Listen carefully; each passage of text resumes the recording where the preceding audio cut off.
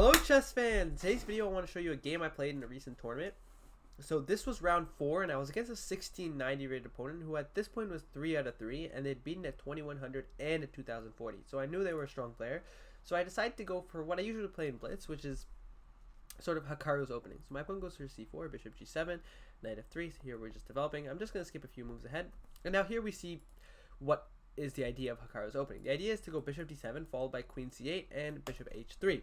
And the idea is we're going to trade off these bishops and then try to get some attack on the king side. Here my opponent went for knight c3, I went for queen c8 and e4. And here I went for the plan with bishop h3. And now we know we have pressure on the center and we have this attack on the king side. So here I decided to go for h5. And the idea is that if I ever get h4 off and the knight moves, then I would win the pawn on d4. So here my opponent decided to go for here. Notice that if they play a useless move, I can go here already. And for example, if they continue playing useless moves, this is something that can happen, and the knight can't move because then I can take here with mate. So here white does have to be very careful. So they take here, and went knight g5, attacking my queen, which is nicely placed, threatening h4. I have to go back to d7. My opponent now defends the pawn. Sorry, I'm a little bit sick. And here I spent a long time. And the idea is I really wanted to go for this move knight h6. For example, if my opponent goes h3 with the idea to stop the knight from coming to g4 and also prevent h4 because they could go g4, then here I could go for this move s6, and if the knight moves back, I win this pawn.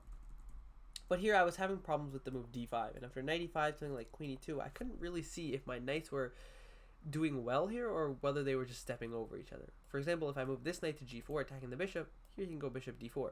And yeah, it doesn't look that pleasant for me, especially after f4 comes, where does my knight go? So I decided to go for this move h4. And here my opponent shocked me with g4. I didn't really expect this move, but it makes a lot of sense because of the fact that they're locking up the king side and I was trying to attack there. Here I went for h3, preventing h3 from my opponent. Notice that if they get h3 off, they're probably just much better. And here they had a stunning move. Take a few seconds and pause the video if you want, but there's a very nice move for white here. So the move is king h1, a very weird move. The idea is after f6, knight f3, queen takes g4, rook g1. And actually, we're getting counterplay. After something like here, they can immediately just go break in the center with something like e5. Or sorry, knight d5 here would just be winning on the spot. Followed by knight f4 and knight e6. And yeah, terrible position for me. So yeah, that was very difficult to see. Instead, my opponent went for the human move, f3. This is what I expected, f6. And here my opponent went for d5, attacking my knight and also creating a square for their knight on e6. And I went knight d8. Here probably I should have taken. And after queen takes here, I calculated this move queen d2. And you might think this pawn is hanging, but if I take, he has knight d5 winning. And with the threat of rook c1, there's no way to keep this defended. Also notice that if he takes here immediately, I have this fork. But instead, after queen d2, I could go for this move knight h6. And now if he takes here, I could take here. The idea being that if knight d5 similarly happens, I can go queen d4 check. If he takes, I'm probably winning. And if he goes king h1, I can go queen takes d2, rook takes d2, and excuse me, sorry. After bishop takes d2, I'm doing quite well. So instead of that, I went for this move knight d8, and my opponent went for knight e6. After knight takes 6, takes. Here I'm up a pawn, but white has a lot of open squares, and my pieces are kind of bad.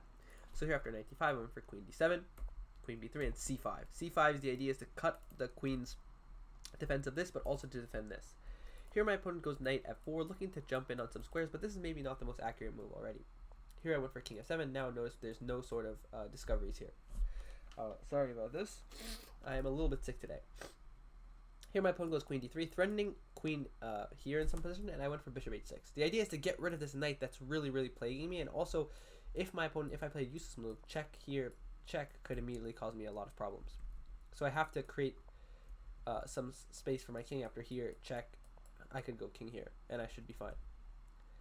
Oh wait, actually, here, sorry, I should have e6, because if I go king g7 takes on c5 after. After rook a d1, I'm able to trade this. So here my opponent probably should have gone with their knight back to d5 to preserve this very strong knight. But after takes, here I went for queen c6, getting out of this pin. Opponent goes rook here. I went rook here. This doesn't really have such a purpose, but it's a fine move. And here my opponent goes for queen c3. The idea is sort of to pin this g pawn, because I really wanted to go g5. But now they could just take it, because if I take back, I lose my rook.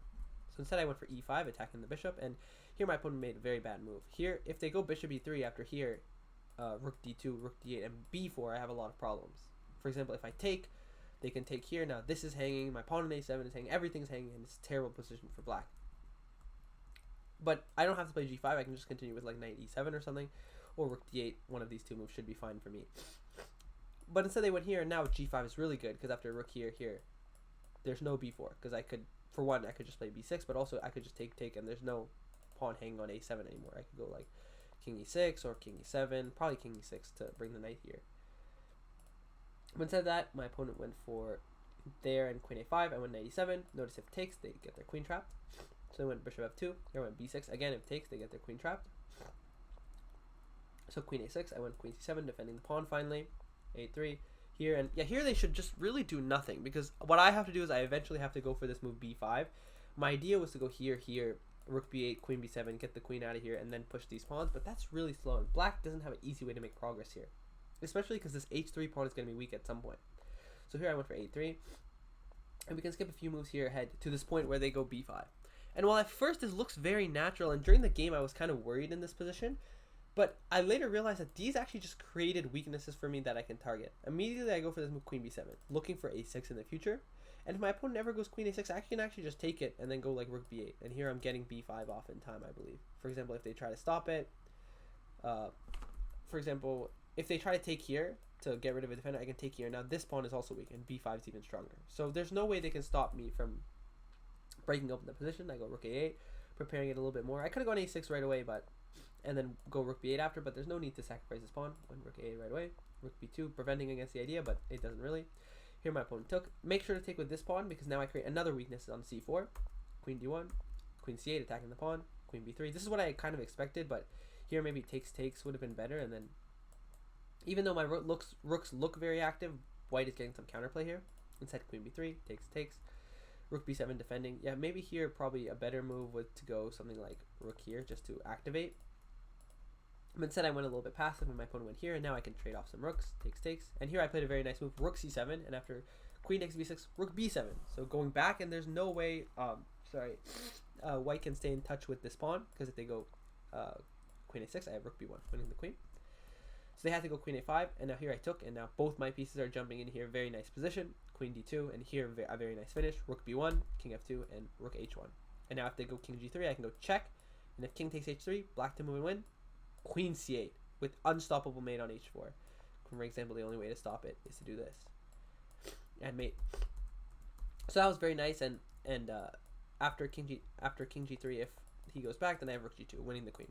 So instead of that, my opponent went for queen a5. One last trick: if I take here, there's a perpetual. But instead of that, I just played queen c2, with the idea that after here, I can grab this with the rook, and now I should be able to block with the queen at some point.